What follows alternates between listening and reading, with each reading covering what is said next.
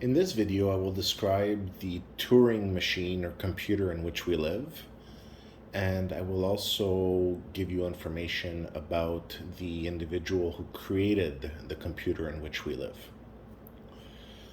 as seen through enlightenment.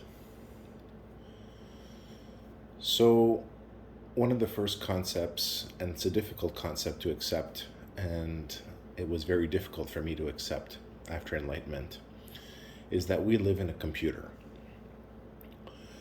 What does this computer look like? It's a very basic type of computer, similar to computers that we developed, humanity, the first computers that we had. So it's actually a very basic computer with a keyboard.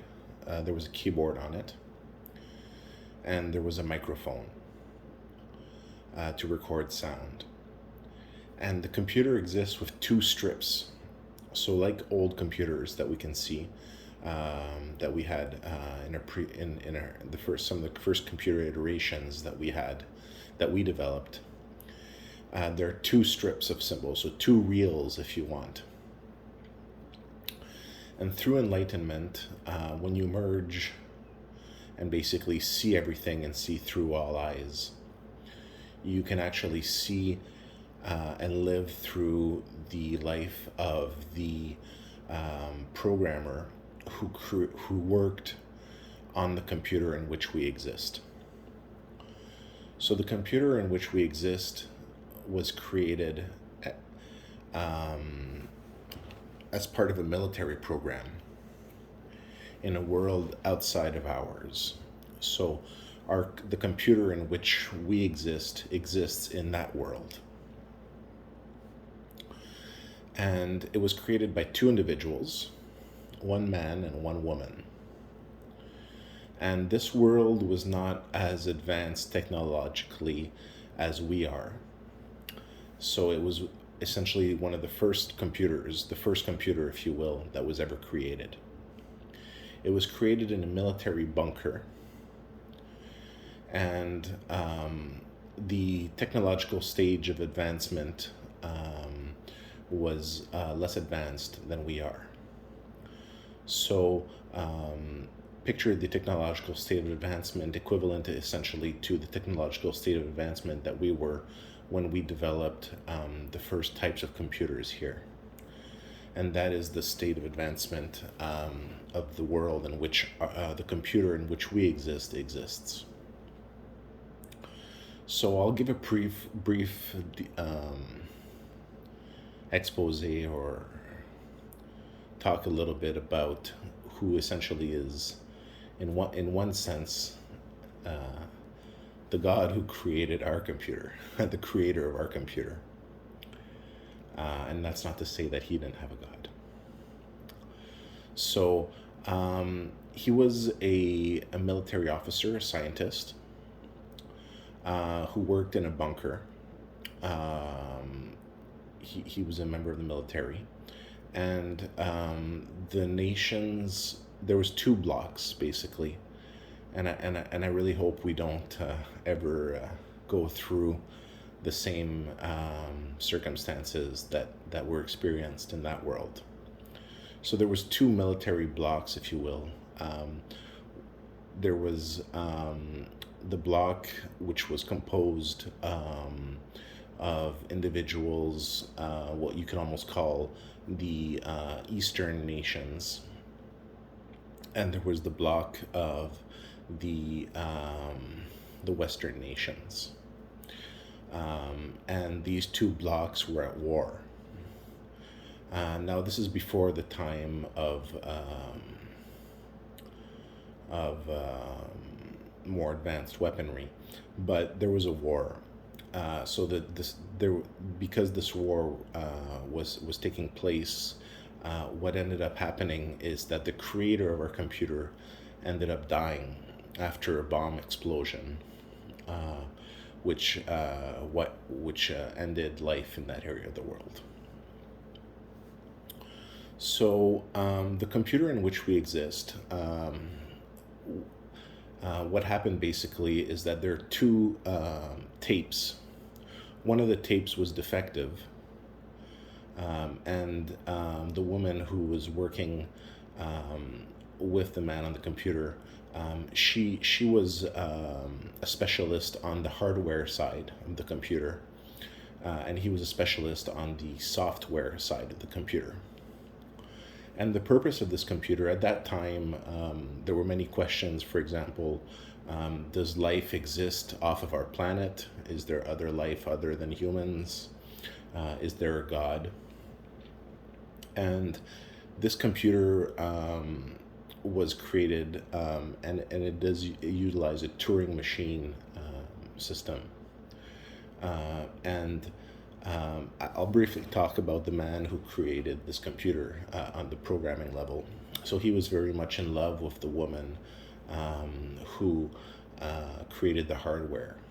And unfortunately, went through enlightenment, you can experience his life and how he was, in a sense, almost a prisoner of this bunker.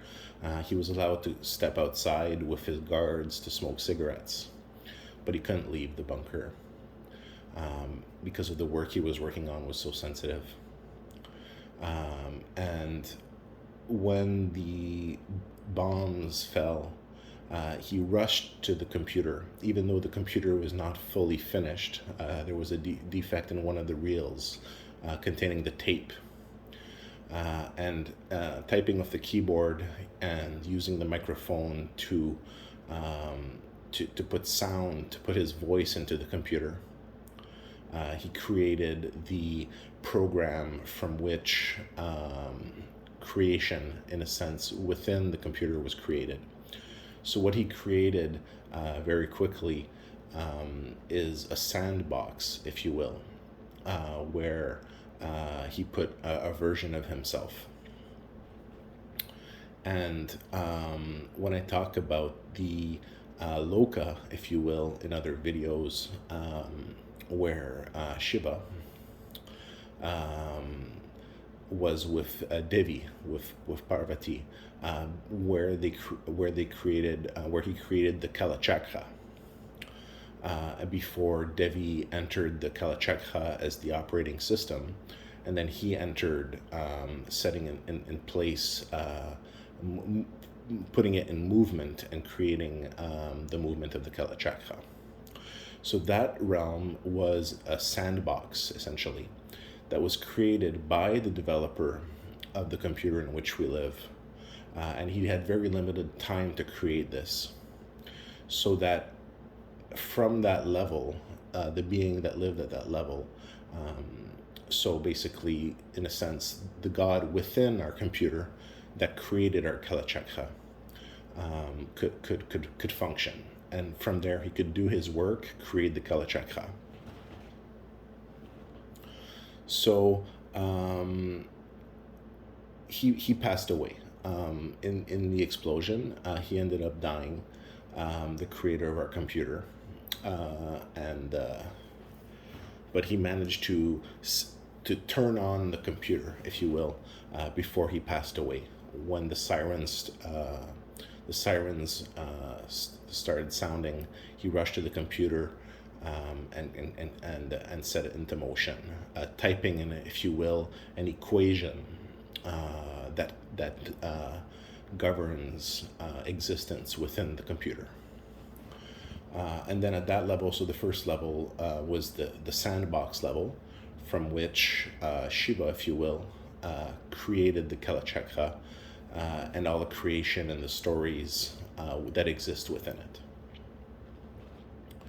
So why did he create this computer? As I was saying, there was many questions about the nature of life. Did life exist on other planets? And was there a God? So what he did is he created a computer, a Turing machine. So it operates with the concept of strips of symbols. There are actually two strips of symbols, and there's a head, and then the strips move from one symbol to the next, and the head stops on one symbol on each strip and illuminates that symbol, which determines the next action, if you will, of the computer. So the purpose of this computer, in a sense, was twofold. the original purpose of the computer was to calculate what, if possible, whether there was whether God existed. And the second purpose was to prolong, in a sense, the life, the being of the creator of the computer. So when he rushed to the computer, he finalized a program on the keyboard at the last minute and put in his voice. And basically set in movement this computer, which survived the explosion that ended up killing its creator. So when you become enlightened, you actually experience the outside of this computer, which means that the computer actually succeeded, because what it allowed, what it created is it created a computer through which artificial intelligence, if you will, existing within the computer. And from here, the story of yoga. It's kind of an interesting story that you can practice yoga and merge with the divine, merge with God, and know everything about everything. And that was the purpose of the computer. So the purpose of what was created at that level of the sandbox where Shiva existed. And this is interesting because Shiva is also pronounced Siva. What does Siva mean? Well, very simply, if you look at it from a French perspective, so French is one of the main languages spoken on the planet. What Siva means is si and va. So si means if, and va means go. So it basically is an operating principle in a computer. So it means if this, then go there. So and that's similar to how computers work now with zeros and ones. So if this circumstance happens, then go there. And then Vishnu, if you look at it from a French perspective, what does that mean if you break down the syllables? Vi nu. So what that Vishnu, so vu nu. So vinu. So basically, what that relates to is seeing things as for what they really are. So seeing everything. So seeing all. So going back to Siva. So Siva is the operating principle of a computer. If this, then go there. So from that first sandbox, Devi was created to be the operating system of the Kalachakra. So the creator of the computer in which we live was a military man, a military scientist. And through enlightenment, you can actually experience his life and where he lived in the village, near the bunker where he worked. And you actually experience going out for cigarettes with the guards of the bunker and having conversations with them. And you experience the room within the bunker where the computer is, and you see the computer with the two strips of tape, and know that one of the tapes is slightly defective, but apparently the computer worked. So the purpose of the computer was to calculate a way of knowing the existence of God. So the proof is that through enlightenment, becoming enlightened from within the computer, you can actually experience the life of the person who created the computer. So that proves that from within the computer, we're able to connect to outside of the computer. So it was very difficult for me to accept when I first experienced this, and experienced living the life of the creator of this computer. I really wish he would have had to, he could have experienced love with the other creator of the computer. And that's why we have a world here which explores things. So an infinite world. right?